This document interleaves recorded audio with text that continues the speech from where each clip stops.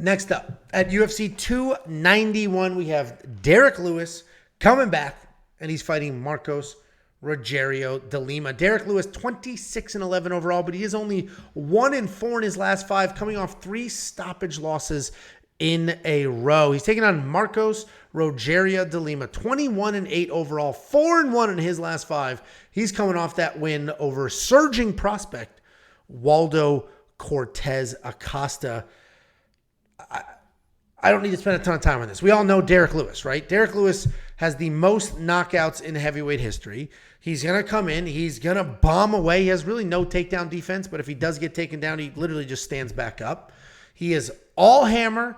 I don't want to say no nail because we've seen him be tough. We've seen him be gritty. But later in his career, I mean, he hit a patch where he was just knocking people out left and right, became a huge fan favorite, and then all of a sudden lost a couple, and the tide seemed to have turned. I don't know what it is. He's probably older and like kind of over it for the most part. But Derrick Lewis is a ton of fun. I always love watching him because you never know what you're going to get. He will most likely never be just the most skilled guy in the cage, but he will literally always be the most dangerous guy in the cage, without a shadow of a doubt. And he will always have the funniest post-fight interviews. So big Derrick Lewis fan, but I do think this is going to be a problem matchup for him because he's got Marcos Rogerio de Lima. This guy's big. He's powerful. He's got good striking, good grappling, good wrestling. He's not super fast, not super athletic, but he's going to wear you down. He's going to hit you hard. He's going to drag you to the ground. He has professional Muay Thai background, and he just beat Waldo Cortez, who was like this athletic, fast prospect, and he just chopped his legs out like a tree and then got the takedowns. Anytime Derrick Lewis is fighting, he's live for a knockout. I don't care if he's fighting a horse. He will be live for a knockout in any fight he's in. But I can't be picking fights hoping for that one punch randomly.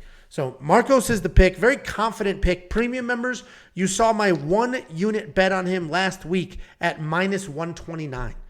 It is already at -163. Earlier, the odds were even higher than that. So I think it's probably going to yo-yo a little bit before people come to their senses later in the week, and then it's going to take off. I think it's still good value at -163. Obviously, a one-punch Derrick Lewis knockout is always around the corner, but I think Marcos is just too good. He also hits hard. He can close the distance, get the takedown, do all the things. I have that unit on him at -129. Hopefully you're a premium member and you saw that. If not, 163 is still not terrible value. What do you think, Jakey boy?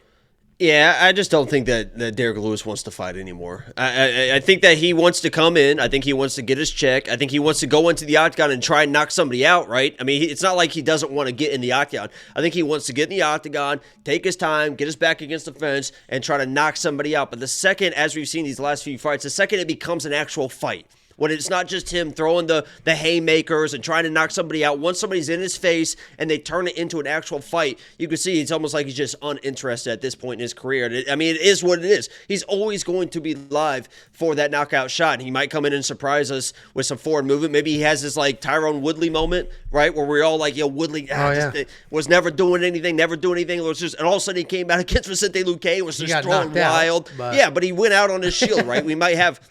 We might have that type of situation. Maybe he knows this is the last fight. We're getting close to the end of the career. He's made good money because he won all those fights, and maybe he comes out swinging and lands a shot. But, I mean, this should be a De Lima play, and it should be with the wrestling and the grappling, honestly. I mean, take your time with the takedowns because I'm sure Derrick Lewis can be ready with an uppercut. But, strike into it, get the takedown, grind on him, high altitude, yada, yada, and find a way to win this fight. But, I mean, he's always going to be live, and I respect him, and I like the dude, but it just doesn't seem like he's really in it anymore. So I'm going to. I think that's a good way to put it. Yeah, because he's not. I mean, he's definitely not a pussy.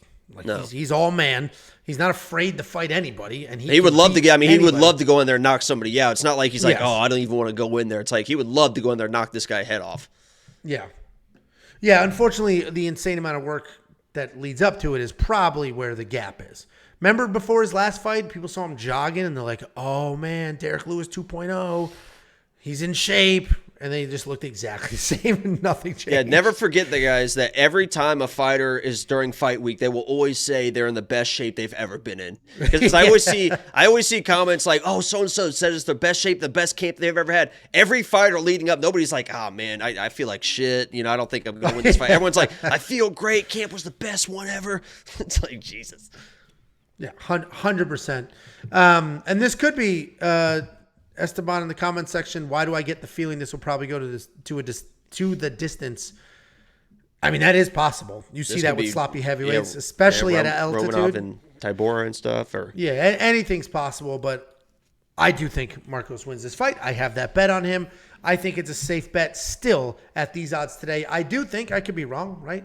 I do think that these odds are going to take off later in the week. People are going to look at this card up and down and see, like, that's tricky, this is tricky. Well, Marcos should get this done. The amount of times that I get looked up and down when I got in public these days, it's usually because of the sweatpants, though. You don't go out in public. I can't. I feel like a piece of meat. Okay. Kim, that's why you wear the sunglasses? Just in case somebody peers through your first floor apartment window and recognizes you? Fucking poor loser. WeWantPicks.com. It's only $10 a month. Jacob gets a chunk of that money. You can get him out of this basement apartment he's got going on. Just click become a member at the top. Frankly, honestly, you know what? What? We got to come up. I don't even know if I want to go to Brazil anymore. You just want to get out of the basement apartment? Oh, because Amanda let you down with the I don't know. I mean, my life is in shambles now. Finally had a good Saturday night. On the live stream, I was like, because she put on her Twitter, Instagram, and stuff and was like, hey, I have it's kind of different news for everyone tomorrow. And I was on the live stream, literally showed that. I was like, she's going to announce that she's going OnlyFans. I guarantee it. And that's exactly what it was. It's like the sport OnlyFans one. So it's not like an actual OnlyFans. So it's fine. Like Giannis does, and Chase Hooper does. It's like the sport affiliate, just behind the scenes stuff. You might see me. Maybe I pop up. Maybe become a OnlyFans to her, and you might see a clip from my OnlyFans too. There you go. Congratulations. But honestly, premium membership, we talk about all the things you get with it, but it's also just a great way to show support. If you appreciate the time, the content, everything we do, it's $10 a month, and we definitely appreciate that. So it's easy after a week as wildly successful as the one we had to be like, pay for the bets. But the reality is, pay because you enjoy the show, and if you want to show support, that's a great way to do it. WeWantPicks.com, just click become a member. $2 super chat. Big Tony! Tony Begley, all caps. Angelo's safety parlay makes me rich this week. He spelled a couple things. Angelo's safety parlay makes me rich this week. One unit, no space, no period, Pearly. nothing, just one unit. We appreciate I like you very. that. I like that paint job on that car. It's pearly. Thank you very much. Genuinely appreciated.